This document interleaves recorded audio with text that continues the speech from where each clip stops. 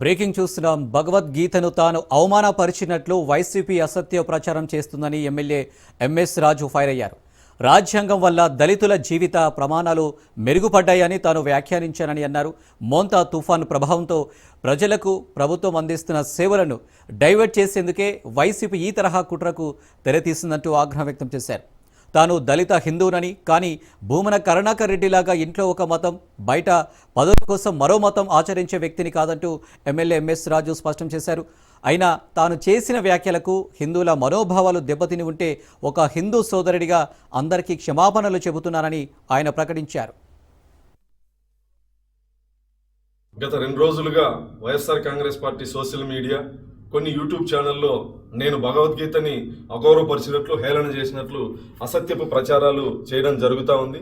నేను ఎక్కడా కూడా భగవద్గీతని కానీ ఇతర మత గ్రంథాలని కానీ కించపరిచే వ్యాఖ్యలు చేయలేదు. కేవలం డాక్టర్ బాబాసాహెబ్ అంబేద్కర్ గొప్పతనం, భారత రాజ్యాంగం యొక్క గొప్పతనాన్ని చెప్పే ప్రయత్నం చేశాను. భగవద్గీత, ఖురాన్, బైబిల్ వల్ల మా జీవన ప్రమాణాలు మెరుగుపడలేదు, కేవలం రాజ్యాంగం వల్ల దళితుల జీవితాల్లో మెరుగుపరిచాయని చెప్పి చెప్పడం జరిగింది తప్ప నేను ఎక్కడా భగవద్గీతను కించపరిచే వ్యాఖ్యలు నేను చేయలేదు, హిందూ సమాజాన్ని కించపరిచే వ్యాఖ్యలు నేను చేయలేదు.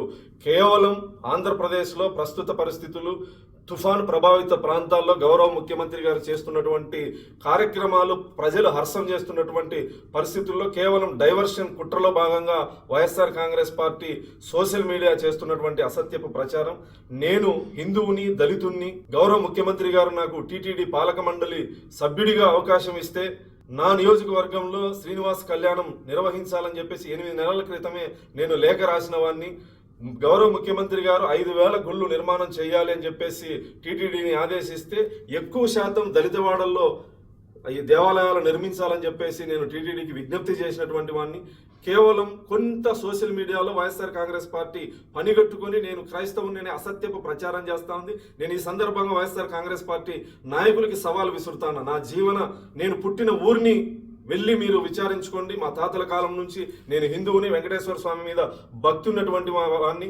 మీ కరుణాకర్ రెడ్డి లాగా ఇంట్లో ఒక మత ఆచారాన్ని ఆచరించి, క్రైస్తవ మతాన్ని ఆచరించి పదవి కోసం బయట హిందువుల డ్రామాలు ఆడేటువంటి వ్యక్తిని కాదు. నేను హిందువుని, దళితుణ్ణి, వెంకటేశ్వర స్వామి మీద నమ్మకము, భక్తి ఉన్నటువంటి వాడిని.